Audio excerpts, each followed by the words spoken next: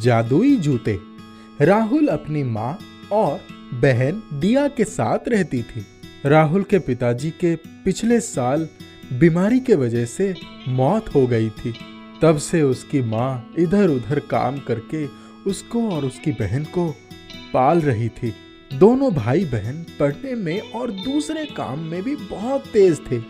राहुल का चयन दौड़ के लिए हुआ था। यह दौड़ की प्रतियोगिता उसके लिए जितनी महत्वपूर्ण थी, उसके परिवार के लिए भी उतनी ही जरूरी थी। अगर वो ये दौड़ जीत जाता है तो उसकी 12वीं तक की आगे की पढ़ाई उसकी कॉलेज फ्री कर देगा। माँ, मेरे जूते फट गए हैं और 1 हफ्ते बाद मेरी प्रतियोगिता है।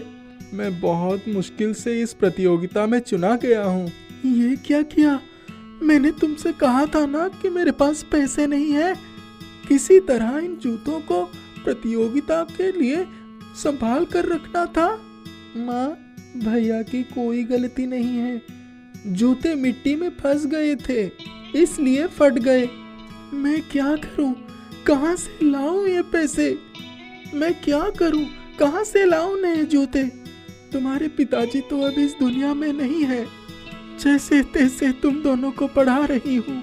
अब ये खर्चे मैं और नहीं उठा सकती। अब तो जूते भी नहीं है। राहुल दौड़ेगा कैसे? इसी चिंता में वो बैठे बैठे बिना कुछ खाए पिए ही सो गए। राहुल सुबह बुरे मन से कॉलेज गया। दोस्तों को जूते के बारे में बताया तो दोस्तों ने कहा कि शहर में एक पुराना जूते की दुकान है, जहां पुराने जूते बहुत ही कम कीमत पर मिल जाते हैं।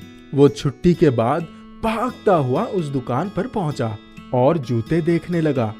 उसे बहुत पसंद आया। उसने कीमत पूछी, लेकिन आधे कीमत भी उसके लिए बहुत ज्यादा था।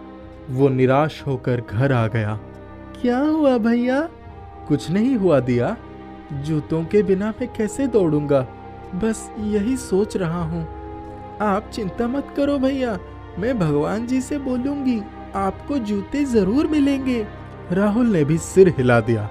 वो जानता था ऐसा कुछ नहीं होगा, पर वो अपनी बहन को दुखी नहीं करना चाहता था। चलो, तुम दोनों खाना खाकर सो जाओ। कल सुबह कॉलेज भी तो जाना है। ठीक है माँ। सुबह होते ही माँ ने कहा कि उन्होंने उसकी जूते का इंतजाम कर दिया है। मुझे काम के पैसे मिले हैं, शाम को जूते लेने चलेंगे। यह सुनकर दोनों का खुशी का ठिकाना ही नहीं था। नए जूते जो मिलने वाले थे। राहुल, जूते लेने चलना है ना? माँ, एक पुरानी दुकान है, वहाँ पर जूते आधे दाम में मिलते हैं। हम वहीं चलते हैं। हाँ बेटा, चलो। बेटा, कल जो जूते तुमने पसंद किए थे वो तो बिक गए। राहुल दुखी हो गया। तभी उसकी नजर एक जूते पर पड़ी जो बिल्कुल उसकी पुराने फटे हुए जूते जैसी थी, और वो उसे बहुत पसंद भी थे, क्योंकि वो जूते उसे अपने पापा ने दिलाए थे। लेकिन खराब होने के कारण उसे वो जूते फेंकने पड़े।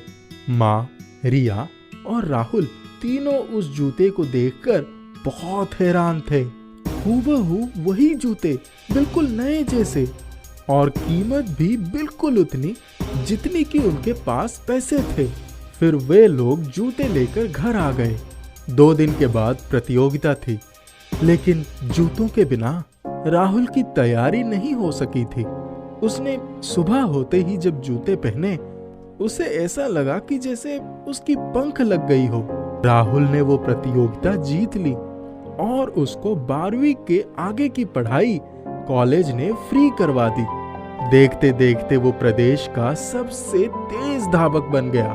और आश्चर्य की बात यह है कि उसके बाद उसके वो जूते ना कभी फटे, ना कभी खराब हुए, और ना ही राहुल को कभी छोटे हुए। और राहुल हर दौड़ में वही जूते पहनता और जीतता।